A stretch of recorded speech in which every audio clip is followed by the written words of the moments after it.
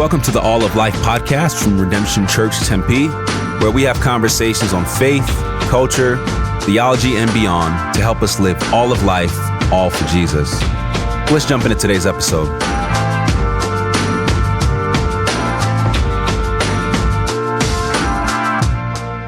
All right, well, welcome everyone to the All of Life podcast. We are a group of knuckleheads, some of us looking like Mitt Romney, some of us looking like vegan Conor McGregor, some of us looking like bro Abraham Lincoln. Bro Abraham Lincoln. I'll take that all day long. All trying to make disciples who live all of life, all for Jesus. So we are launching we're in the middle of this summer of worship and wonder, where our aim is really to encourage people to engage God's world, be filled with wonder, and to be filled with worship as you see the greatness of who God is. So take a step back. And so what we're going to do today is we are going to have a little discussion about how can we learn from monks, from the Catholic monastics of the Middle Ages. How can a bunch of Reformed pastors who are all about the Reformation and a part of a Reformed church, what can we learn from monks? What aspects of the baby being thrown out with the bathwater exist in that we have lost a lot we've gained a lot in the Reformation and some of the good doctrine, but we've lost a lot in some of the practices that were associated with that time. So we're going to talk about the monks of the Middle Ages. We are not experts, but we've all done some reading. We've all taken some church history classes and say, what can we learn from these folks? So the way we're going to frame it is we've got 5 or 6 things that we've kind of agreed on that we can learn from. And I'm going to list them out and then we'll talk about them. But before we jump into that, I would love to hear from you guys. Prior to the last few years, when you started reading some church histories, when you heard of the term monks or monastic or any of those things, what did you associate that with? What came to mind? I thought of like Buddhist monks and chanting. Yeah. And like just like mindless kind of disconnection. Yeah, I would say the farthest separation out of real life, you know? Yeah. Yeah, I thought of, what I always understood the monks to be were the retreatist kind of hermit that didn't engage with anything in life except for like sitting in a closet and reading the Bible and praying all day. Yeah, and that is a reality with the early desert fathers and monks, but frankly, they're boring to me. I like them. And they're weirdos too. You like them? I do like them. You know what? Yeah. That doesn't surprise me. Yeah, of course it doesn't. Jake, the retreatist monk. Yeah. I mean, here's the question: if one of us was going to end up being a monk, or to like go back to the Middle Ages and join a Benedictine order, who do you think would be the most likely to A, do it, or B, like thrive in it? Ryan. Jake would do it. Jake would do it and then realize that there are no video games. Ryan would thrive in it. I would do it and I would thrive in it. I got to admit, it'd be hard to be married and have kids in that context. And so that would be my one trip up. Yeah. Yeah. All right. So here's what we're going to talk about. We're going to talk about the rule of life. We're going to talk about stability. We're going to talk about rhythms of work and prayer and rest. We're going to talk about evangelism, hospitality, and a right relationship with culture, what we can learn from the Christian monks of the Middle Ages. So let's start off with a rule of life. Jake, what's a rule of life? What is Benedictine's rule of life? Yeah. Yeah, the one Jim brought up, the most famous one is the Benedictine rule, and it is essentially, in the Middle Ages, a group of monks in a monastery, and then eventually became groups and clusters of monasteries. I mean, imagine a bunch of Christians living together and deciding, we're going to make a list of rules for our lives, for work, prayer, worship, How do we interact with each other and how we think about life? We'll write them down. We're all going to agree to them. And that is then how we will live our life. And so probably the most famous part of the Benedictine rule that people find out is the order of hours, I think it's called. And so everything was structured down to the hour. So it's 6 a.m. We'd wake up and we would read a particular psalm. So everybody in the community is reading the same psalm. And then we'd go to work and we'd continue to work. And then at this hour, we would read this passage from the Gospels. And then it affected everything into how monks were allowed to behave. There were rules on whether or not you're allowed to move. So if you committed to a monastery, you had to be rooted there. And unless the whole community decided, that's where you were going to be. There were limitations on what you're allowed to own. And so all of these were, in a sense, like these personally decided as a community legalisms that they would place on their lives and say, this is a rule that we're going to put into life for us in order to be faithful to the kingdom and the gospel, and we're going to do it together. Does that do a good job? Miss some stuff? Yeah, but why is a bunch of rules and legalism a good, beneficial thing? I thought the gospel freed us from that. Yeah. Yeah, what would you say to that? Yeah. I think like law and can always be something that could be really good. It could be really good like fences around the pasture or guide rails on the road, especially if they're not something where they get bad and where they get a bad rap is when somebody else has put them on you and decided you all cannot do this because I think this. And well, isn't that kind of what Benedict? No, because it did? would be something that the community decided upon, and then you'd be choosing to submit yourself to this. So it's voluntary. Yeah, it would be voluntary. It would be in real life practice. It would be the monasteries function as this beacon of thriving life in the Middle Ages, where life was really hard, dark, and horrible. And they would be seen as, wow, I could go there and it seems like they are having like a good way of life. Nobody's fighting each other. Like they seem to be working really hard and they have food and available. And so people would submit themselves to these rules as a community, as a part of being a part of it. It was not something you had to do. It was just something that they decided to do. Yeah. Yeah. John, how would you further differentiate between like legalism and the gospel and those sorts of things? Yeah, I mean, I think that the rule of life would not be viewed as like a commandment, but under the category of wisdom. Like it's a wisdom for how to live. Like what Jake was just saying about kind of like a fence, that there are realities and norms to life. And especially, I think what the monks identified were there are these things that distract you from focusing on God. And so what they willingly submitted themselves to were these certain practices, ways of living. And they said, hey, this is for our flourishing, not only with God, but also with others and with our neighbors. And so rather than it being like this legalistic, hey, this is the way in which you are saved, because of their love for God and because they had experienced his grace, they then said, hey, under the category of wisdom, we believe that there are things that we can do to actually help us connect with God, help us to remove some of the distractions out of life so that we can live all of life before the face of God. And so I would say it's not like you have to do this in order to be saved, but I think the monks viewed it as wisdom for living all of life in the presence of God.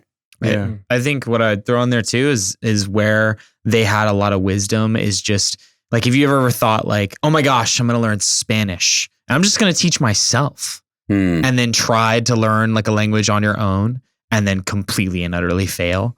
And then begin to realize, oh yeah, like at school in my Spanish class with a teacher who was saying, you must study these things by this date.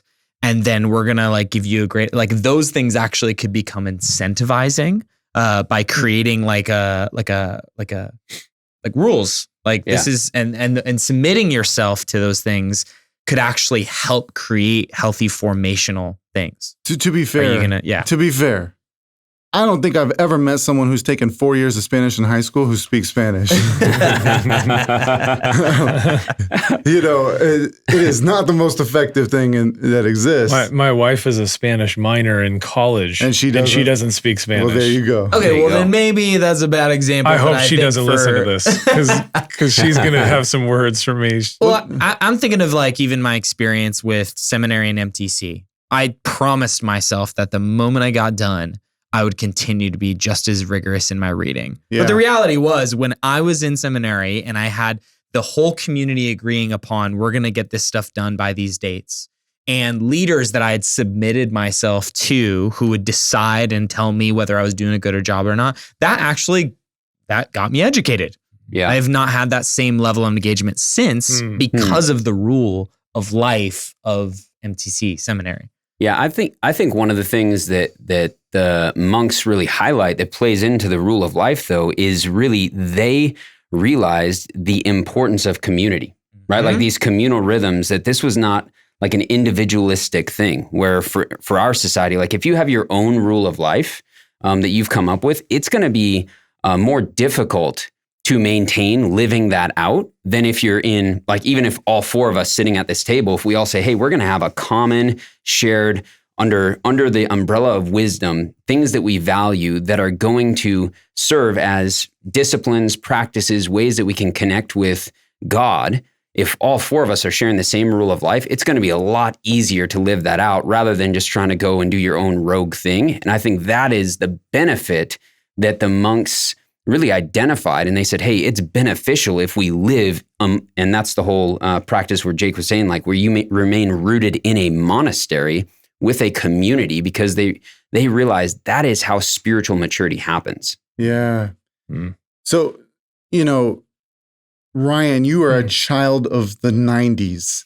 And you listened to Pearl Jam, and so like all of those people, you have an anti-institutional, anti-rule bent that if someone's putting some restriction on me, I don't want any of it. Yeah, that's true. How does this hit you when you see the rule of life and those sorts of things? How does that hit you? Well, I think what John and Jake are saying, there's a difference between the rule of life defining your existence and the rule of life being the result of the freedom that you've experienced. So if I submit myself to a rule of life because I'm free to, I will commit with everything I have. That's good. If I'm demanded to follow a rule of life that defines my value, I don't want to have anything to do with that, because to me, it seems like my life could be lived up and down and up and down.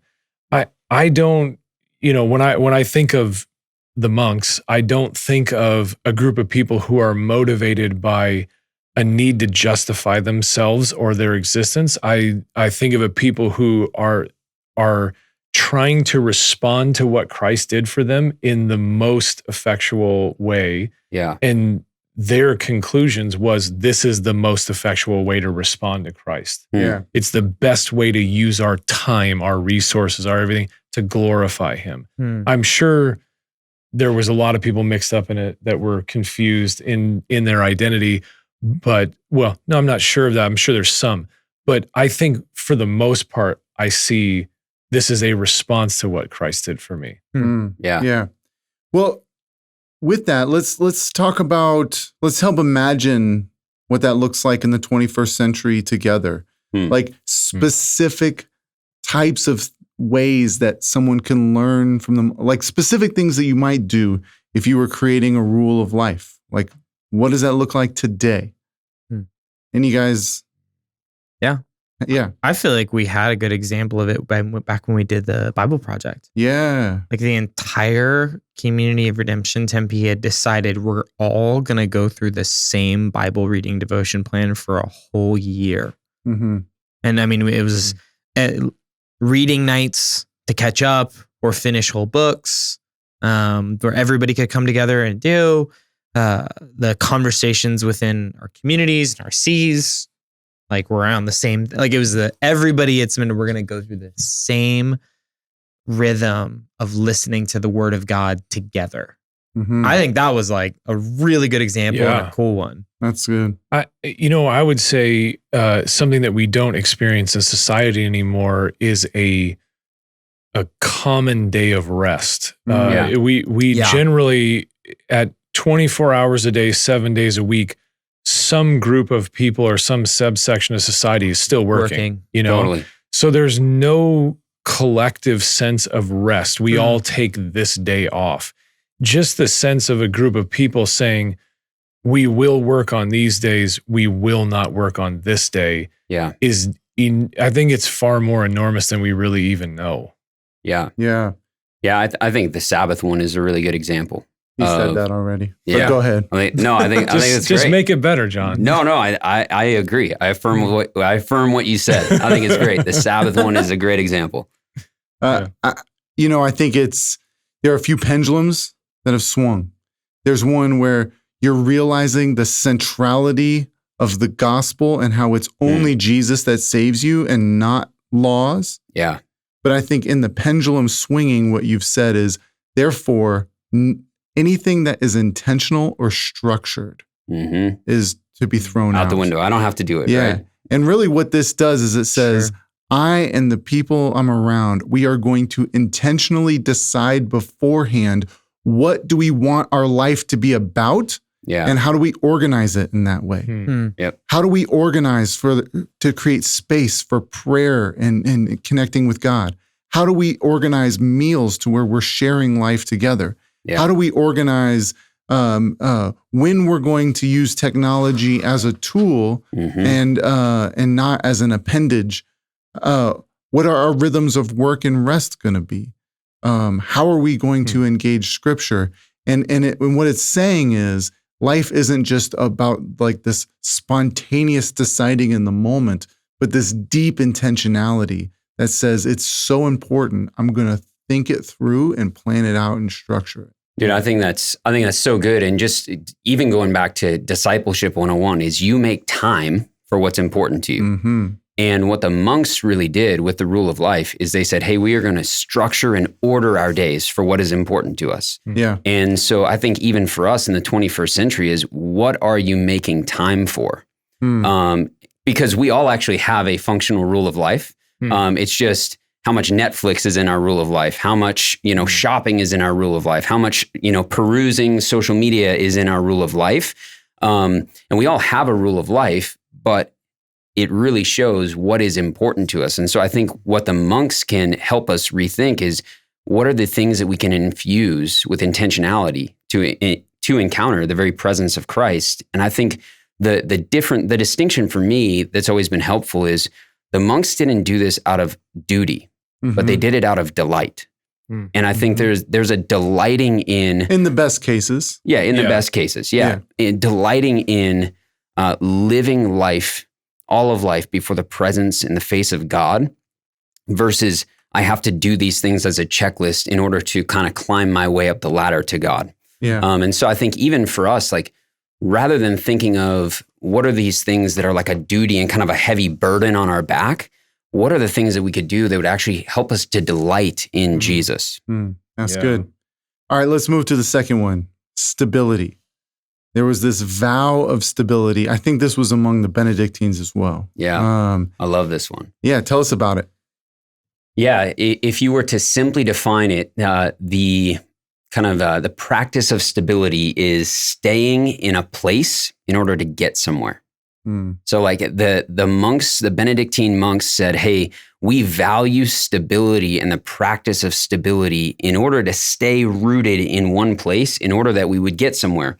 And it's not just staying in a place to stay there, but it means much more than that. Stability is actually living faithfully where you're at, being deeply intentional, paying attention to whom you live with and what is happening around you. And so I think that there was for Benedict, he always talked about how many of these monks would travel around. And even back then it was, the grass is always greener, right? And you're chasing something better.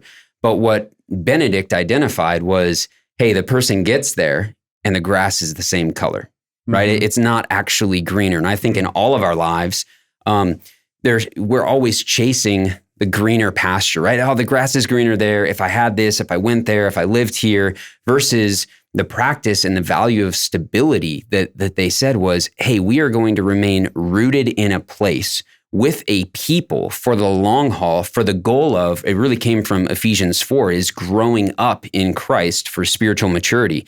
That you don't do that when you continue to uproot yourself chasing the greener grass, but it's remaining deeply rooted in one place with a community that deeply knows you, that you can know. And that's how we grow spiritually mature. And so I think there's a lot of implications for 21st century just with that, but it's really this idea of remaining rooted in a place with a people for the long haul, for the goal of spiritual maturity. Yeah. It's interesting because Anselm of Canterbury, one of the philosophers, theologians connected to all this, he had that quote about how if a tree is continually uprooted and replanted and transplanted, that tree is going to wither. We mentioned it on another podcast. Yeah, you guys did the question asking one. Yeah, it was really good. Yeah. Yeah. And so my question for you guys would be, let's actually make that tangible. In what way does our highly transient society of constant transplanting, how does that constant mobility diminish our lives? What are some of the things that you're seeing in the world today because we are not rooted with a particular people in a particular place? What would you guys say? Yeah, I would say something that I've experienced personally, but I feel it from a lot of people, is the lack of the concept of home. I don't think I think a lot of people are constantly searching for this home, this place that they're going to put down roots. They're going to have the right house. They're going to have the right job. And looking for a home instead of making a home. Yes. They're thinking that home is out there somewhere and they got to go somewhere to find it. And, I think it's when you've had as much brokenness as in our society as far as families and churches. I think there's always a sense that something's going to split up and start new. And so this feeling of if I start something new, maybe I'll find it there. Sure. Instead of just saying, I'm going to stay right here. And I mean, I'll tell you an example is, Jim, you and I have had a conversation in the past, what if we stayed at the same place, the same church for over 10 years, and that seems like such a long time. And I don't know about you, I'm coming up on 3 more months and I've been here for 10 years in a row as a pastor. Yeah. There's what I've experienced is probably in the thousands of people have left our church in that 10 years. And when they come back, they see us and they feel this feeling of home. Yeah. And that alone is enough for me to feel like maybe that's worth something to give people a sense of there are some things in the world that just don't shift around. They stay still and they trust God in them. Yeah. I think the benefit that's overlooked of being rooted in one place is that all the benefits are exponential the longer that you stay. And so tell us more. Yeah, I think the idea is if I go start all over somewhere, then it's going to be, I don't know if you're thinking, I'm not that much a math person, but 2 times 4. And so you're I can go to Denver and I got my 2 and in Denver, it'll be times 4. Or in Montana, it'll be times 10 or whatever, the benefit of either better work or better environment or better. But I think rootedness over a long period of time in the same place becomes exponential. So the people that after 10 years, it's not just that I know people for 10 years, but it's I know people for 10 years. And in that 10-year time, I've made relationships through knowing Ryan. For 10 years, I've met other people that I would not have met without him. So that every time you go somewhere new, it starts from scratch and you have to build everything from scratch. But the longer I remain in this place, not only do I have a relationship with Ryan for 10 years, but I have all of the things and all the relationships that come with that through being connected to him and rooted in this place over 10 years. And that I think is exponential in how it grows. Yeah. Yeah. I think there's also with this, I think there's something important to note about the loneliness that society is feeling, that so many people are struggling with. It's because there's that revolving door. Like Ryan, you were talking about the thousands of people. Like ASU and Tempe is one of those places that is a revolving door. And I started writing out just people I deeply love who just like went somewhere else. And I was getting in the hundreds. And the interesting thing is that so many of those folks, when I keep in contact with them, they're experiencing a sense of loneliness that comes from this being uprooted. You seem to be resonating with this, John. Totally.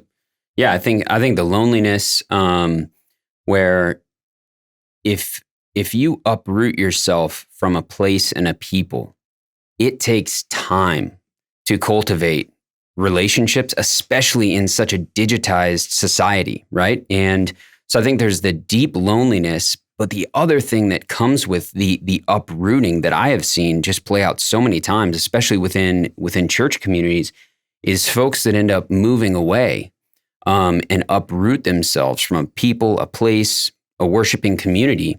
They end up drifting away from Jesus. It becomes one of those things where I think when you look at the value of what monks had, of a community and a people that would help them press into living all of life before the presence of God, it becomes really difficult when you uproot yourself to find another worshiping community, to, the time it takes to really be known, right? And I think that it's sad because naturally we don't drift towards Jesus. We drift away from him. And the nice thing about being known and having people around you that you've been rooted with, they help you. When you start to wander, they help draw you back and remind you of the goodness of God.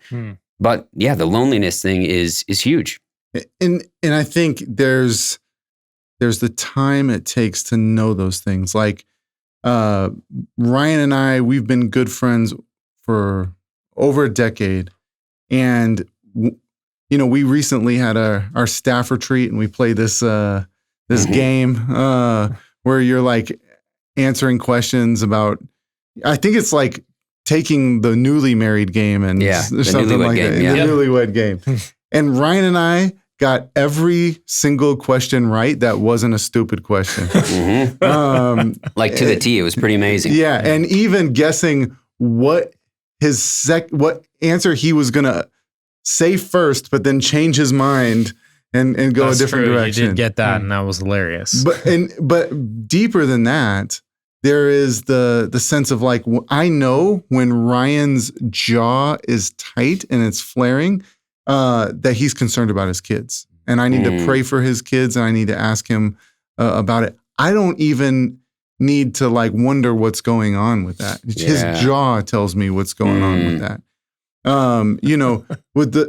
He knows when there are certain seasons of life, when things are getting crazy and whatnot. He knows when I'm carrying a load and then not actually saying I'm carrying that load, but just telling a bunch of jokes. Yeah. That can only come through relationship. And Ryan and I are very different people. I don't think that there's anything or issue or anything that can like drive a wedge at this point because it's been strengthened over time and intensity. Yeah. Now, that's not to say that you can never move. The vow of stability wasn't to say no one ever moved ever, but it's to say that no one moved just by their own whims. They had the community come around and say, and discern together if this was a wise thing, that you are moving towards something that God is calling you to, rather than running away from something. Yeah, I think that Benedict talked about it as it's the vow of stability was persevering in listening to God. And so with even calling, it doesn't mean that God never calls you to a different place, but it's not making the decision on a whim based on discontentment. right? It's inviting others in for wisdom, for prayerfulness. Is God calling you to this? And I would say the thing, even just with discontentment and why I love stability so much, and this practice is once you say, I'm staying here in a place, all of the things that you are discontent with, you just learn to accept. Yeah. And rather than saying, or deal with, because sometimes you shouldn't accept them, Yeah. but you got to deal with them instead of run from them. Yep. Instead of running and, the grass would be greener here, of like, hey, even the things I'm discontent with, this is where I'm at, you know? And maybe even some of that becomes something that you say, hey, I actually end up valuing that about this place. Like I even think about the heat here, you know, like I love it here, but I've committed to staying here. And it's one of those things where it's like, the summer heat, we'll live with it, you know? Yeah. Miranda Lambert actually had a line in one of her songs where she said, there used to be a time where getting married was the only way to work your problems out.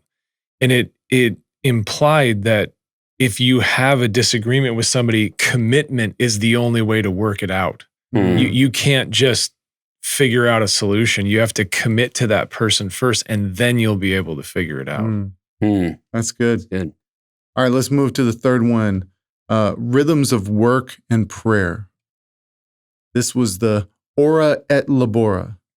Which means it's Latin for work and pray. But if you say a Latin phrase after saying the phrase in English, it just sounds like you know something, right? Yeah, it really does amp up the validity if you can throw out a Latin word. Just any old Latin word. Yep.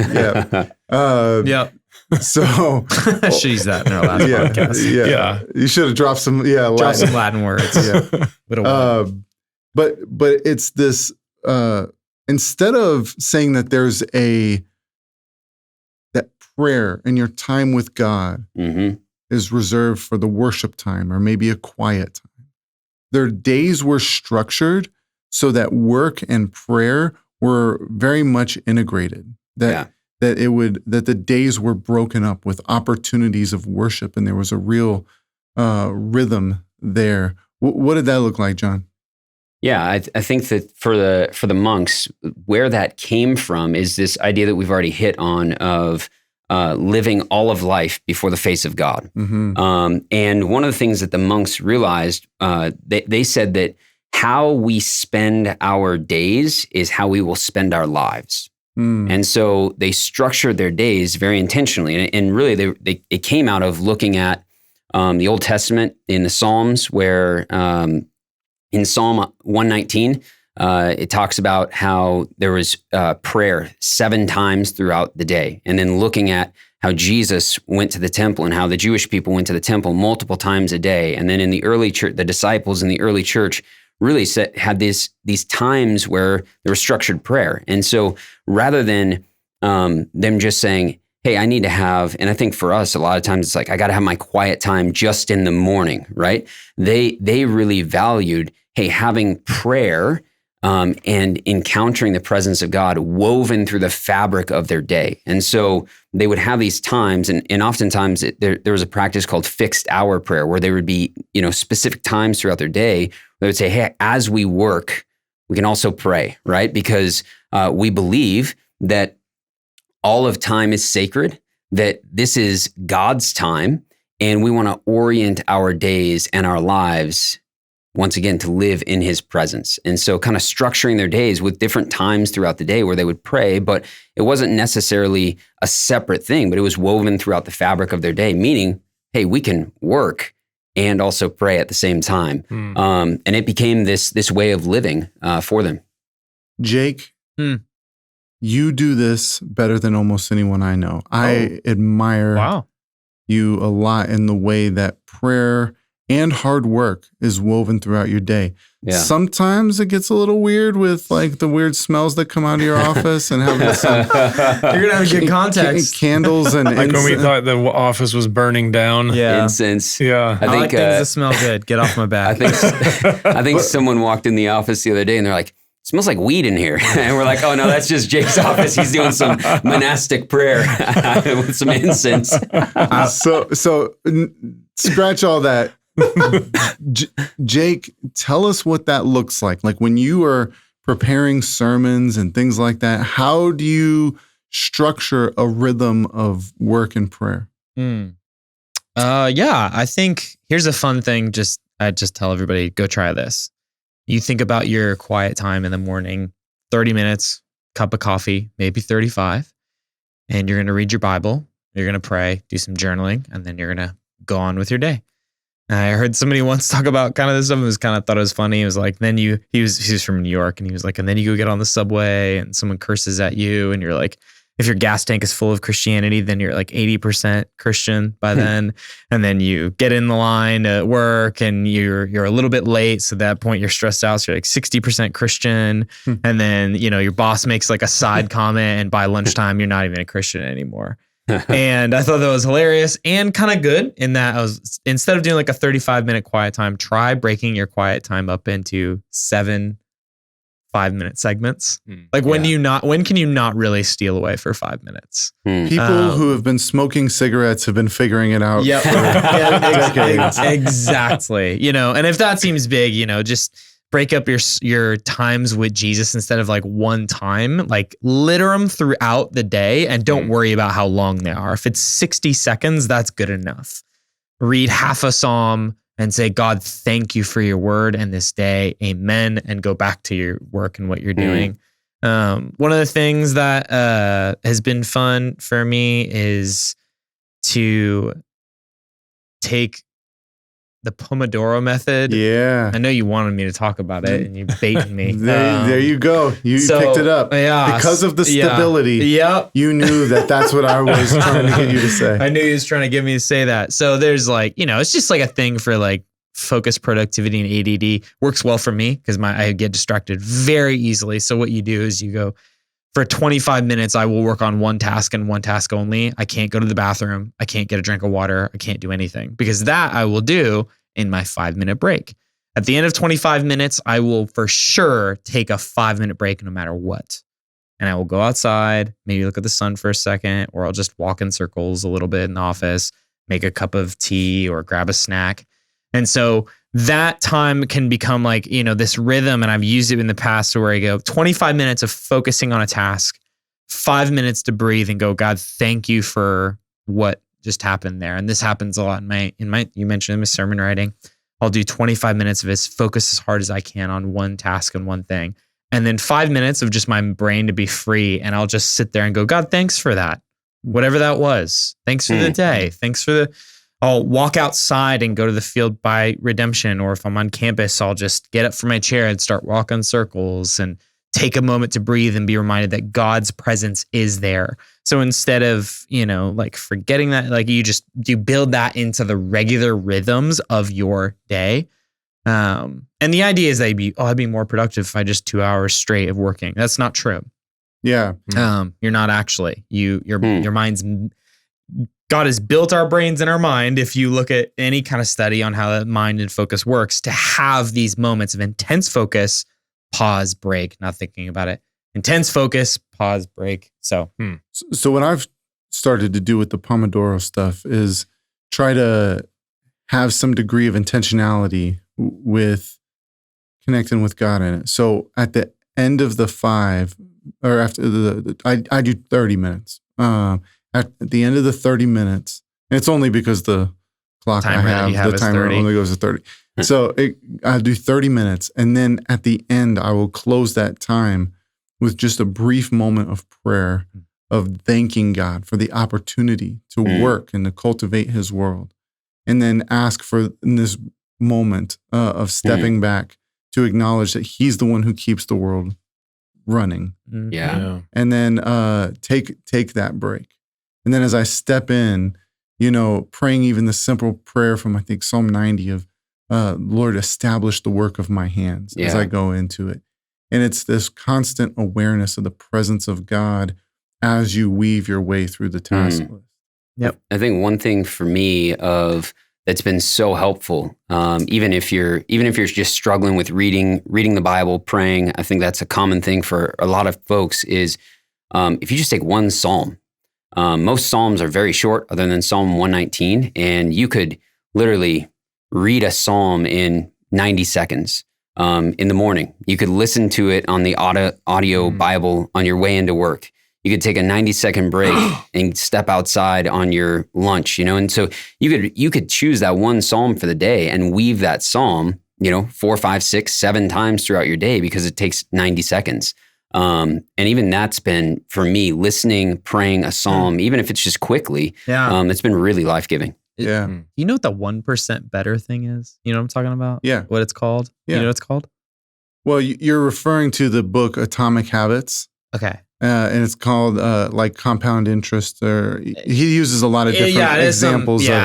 Something. But I mean, for some of these rhythms, starting really small is like really, really small. Like I want to read my Bible. Okay, well, how about specifically when I go to my bed at night, I will put my Bible on my pillow in the morning so that when I get there, my Bible's there. And I'm only allowed to read my Bible for 1 minute, and then I must go to bed.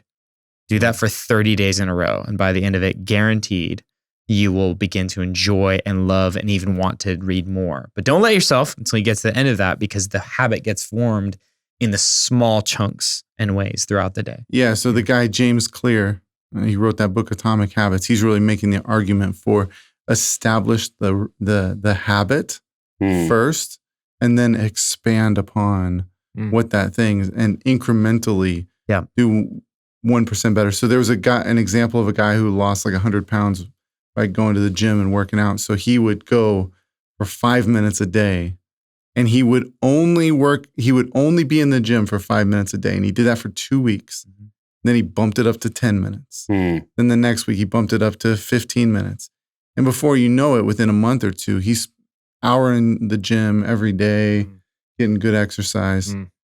Let's pivot for the sake of time. Ryan, you mentioned that we can learn evangelism. Yeah. That's the fourth one. We can learn evangelism from the monks. How so? What can we learn? Yeah, you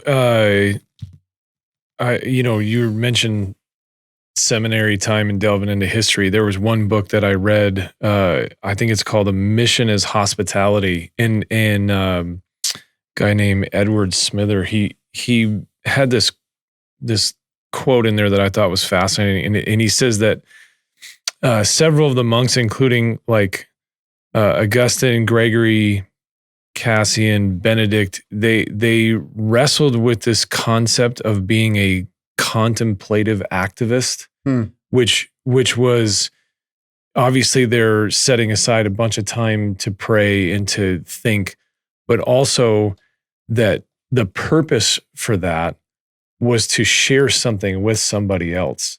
And so, we might get to this, but I think the monks actually were onto the most effective form of evangelism that there is, because I think Benedict said this. There was one of them, I'm not remembering right now, but one of them demanded that the welcoming of a stranger in was like that is the one thing that could interrupt anything that you're doing.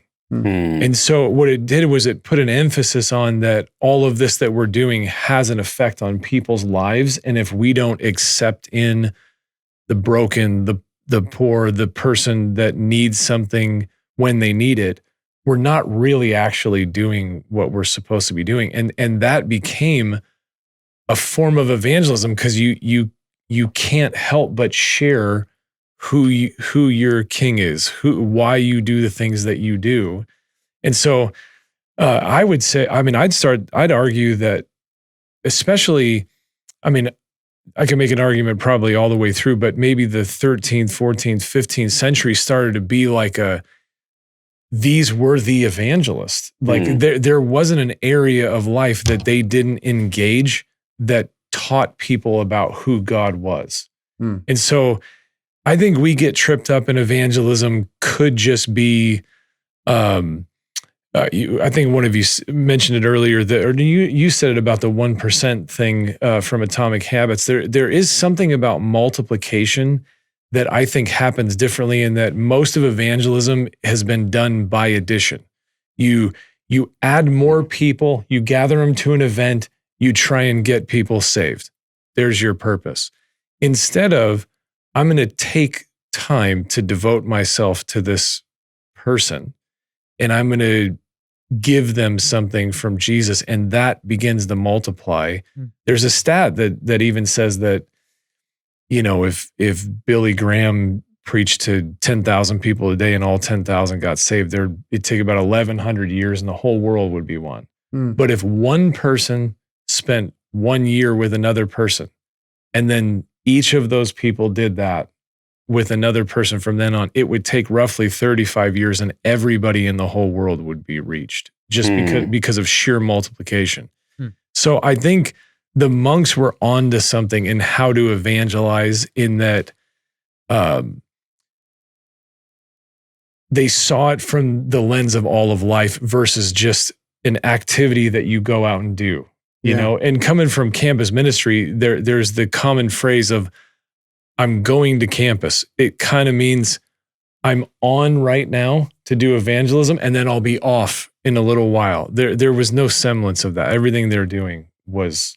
So their way of doing it was hospitality, welcome somebody into my life, into my world. And as we do everything, work, raise kids, have meals, those sorts of things, they're seeing and hearing the gospel proclaimed.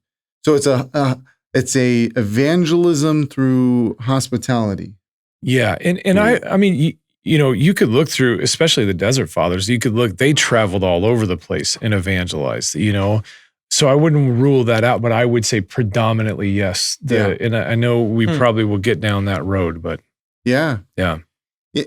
There was the itinerant stuff as well. What would you guys say that? What can we learn from evangelism? Anything come to mind? Jake, you're on campus all the time doing campus evangelism. Yeah. I mean, whatever form of evangelism you do, the longer you do it, one thing that I think everybody will eventually figure out is that the most effective thing that you have when it comes to reaching those who don't know Jesus is your time and relationship. It's good. The more you can amp into that, the better off it's going to be. The more you'll be able to love someone, the more time that you're able to give them. And hearing you, Ryan, talk, I mean, that's what it was. So it was like, I'll give you all of my time. I think we think about evangelism as how to give the best argument. And in my experience, that's just not the case. There's no argument you're going to say it's going to convince somebody. But time and relationship and love will just completely blow past any wall or argument or things that people might hesitate. Almost all of us are Christians because we can point to a person or a handful of people who demonstrated the love of Christ in a way to us that was attractive. So I think even in our intentions to do evangelism, we kind of stumble upon those things. That's when it works. Yeah. Like I find the people that are listening to what I say, and then I invite them to spend time with me. And then I think that might be, wow, I really must have said a good argument then. But it's not. It's actually because of the time, the relationship, and the love of Christ that is shown. So, John, I'm going to go ahead and let you get the last word today as a man who's thought a lot about hospitality, and we've kind of combined evangelism and hospitality here, these last two. Yeah. Speak pastorally to the folks who are listening. Yeah, I think that the definition that we've used at Redemption Tempe for hospitality is intentionally making room to give of yourself and receive the other. And I do think that hospitality and evangelism are intricately woven together. And I think in our moment that we find ourselves in, people are so lonely, right? We've already hit on this. And there's a loneliness epidemic in our society, even before COVID. COVID has now amplified this. And we live in a very transient place, right? And so once again, if a lot of people don't have the deep roots, people are searching and are longing to be known and to be loved. And so much of hospitality is welcoming someone, listening to them. What are their hopes? What are their hurts? What are the deep pain in their life? What are they searching for? What are they longing for? And ultimately, what are the questions that they're asking in which Jesus is the answer? And I think, it's not the bait and switch type of evangelism, but it's sharing life, right? When we look at the life of Jesus, we see hospitality is an integral part of his kingdom ministry, right? I mean, even the Gospel of Luke is oftentimes called the gospel of hospitality because Jesus eats his way through the gospel, highlighting shared meals together. And so I think for us, just pastorally to our congregation, what are the ways in which we can embody this kind of hospitality, knowing that people are longing for deep connection, relationship, want to be known. And it's a very easy thing. Your neighbor, your coworker, someone at school, literally just take time to try to get to know them. It doesn't mean you got to try to share the gospel with them, but hey, I want to love my neighbor. And so, hey, let's share a meal together. I just want to get to know you. And as you get to know them, they're going to start talking, right? I mean, they want that. People are longing for that. But in society, there's not very many places. That doesn't happen on social media platforms. It doesn't happen in a digitized society, but we are made for relationship, human interaction and connection. And I think that we have a very opportune time right now to really embody the hospitality of Jesus in this moment. Yeah. Well, that's a good word, man. And I know you live it out well. For those who are listening, we hope that you treasure all the good gifts of the Reformation, the brilliance of the gospel, a vision for all of life. But maybe we can listen in and learn from a few Middle Ages monks with their funny haircuts and their beer making ways, and learn how to structure our lives well, and learn from the rule of life, learn how to have deep roots of stability, learn rhythms of work and prayer where the presence of God is saturated into our task list, and then of evangelistic hospitality or hospitable evangelism of proclaiming the gospel as you welcome the stranger. So let's all go and do that, and we'll see you guys in the next episode. Thanks for listening to this episode of the All of Life podcast. To get more information on Redemption Church Tempe, you can download the Redemption Tempe app, or you can send an email to tempe@redemptionaz.com.